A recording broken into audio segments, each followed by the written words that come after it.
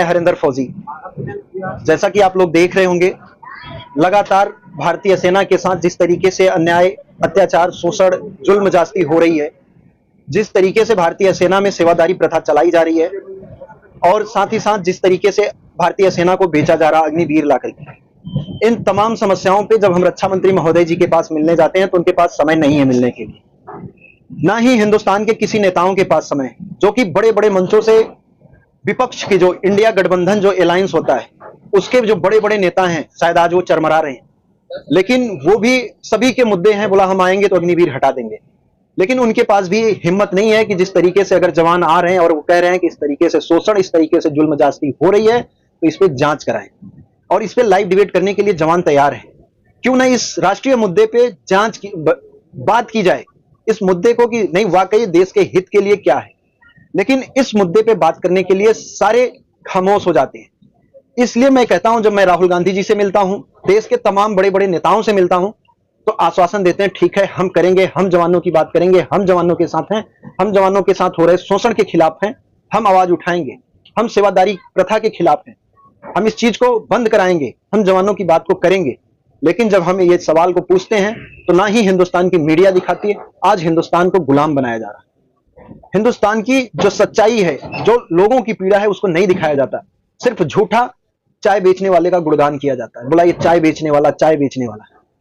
और कभी उससे फुर्सत मिल गई थोड़ा तो कभी कांग्रेस के नेता का, कभी ऐसे तमाम जो बड़े बड़े नेता हैं, समाजवादी पार्टी के नेता का, केजरीवाल जी का, राजमहल शीश महल में बातें हो सकती हैं, लेकिन राष्ट्रीय मुद्दे पे बातें नहीं हो सकती। राहुल गांधी जी भी जो हैं नेता विपक्ष, वो कहते हैं कि हम सभी की बात करेंगे, शायद हम उन्हें हिंदुस्तान के नहीं लगते। भारतीय सेना के जवान पाकिस्तानी हैं, वो पाकिस्तान से न्याय मांगने जाएंगे, हिंदुस्तान के नेताओं से न्याय नहीं मांगेंगे। अगर हिंदुस्तान के नेताओं के पास आ गए कि इस तरीके से भारतीय सेना में सेवादारी प्रथा चलाई जा रही है, एक अधिकारी कहता है कि भारतीय सेना में तुम कुत्ते घुमाने के लिए, बूट पॉलिश करने के लिए, इन्हीं चीजों के लिए आते हो, हमारे वेटर बनने के लिए, हमारी गुलामी करने के लिए आते हो, ना कि तुम देश सेवा करने आते हो। उस चीज की जांच के लिए जब हम जाते हैं तो सारी को सांप सूंघ जाता है, किसी की बोलती नहीं आती। तो इसलिए हम लगातार अपने देश की जनता के पास जा रहे हैं और लोगों को इस चीज को कह रहे हैं कि हिंदुस्तान की मीडिया मरी हुई है। आज हिंदुस्तान की मीडिया को ही नहीं, आप लोगों के मुंह पे ताले लगाए जा रहे हैं और ये देश को गुलाम बनाने की फिर से शुरुआत हो गई है।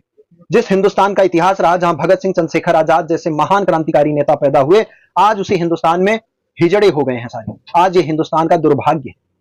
कि हिंदुस्तान में कोई एक ऐसा नेता नहीं है जो सच्चाई की बात करता हो, जो सत्य के लिए और देश के राष्ट्रीय हित के लिए, देश के हित के लिए बात करता हो। सिर्फ कुर्सी की राजनीति आज हो रही है कि मुझे प्रधानमंत्री बनना है, मुझे मुख्यमंत्री बनना है, बस मुझे एमएलए बनना है, एमपी बनना है,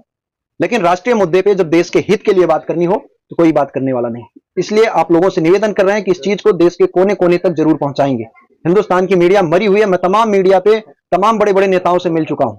तो इस चीज को आप लोग थोड़ा ज्यादा से ज्यादा लोगों तक